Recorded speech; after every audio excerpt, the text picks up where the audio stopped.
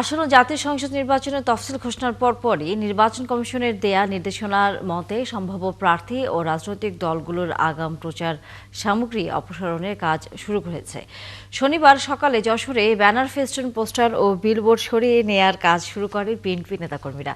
বৃহস্পতিবার সন্ধ্যায় ত্রয়োদশ জাতীয় সংসদ নির্বাচনের তফসিল ঘোষণার সময় নির্বাচন কমিশন জানিয়ে দেয় আচরণবিধি কার্যকর হয়েছে এবং আগাম প্রচার সামগ্রী ব্যানার, ফেস্টুন, পোস্টার, গেট ও তোরণ সহ ১৩ ডিসেম্বর সন্ধ্যা ৬টার মধ্যে অপসারণ করতে হবে।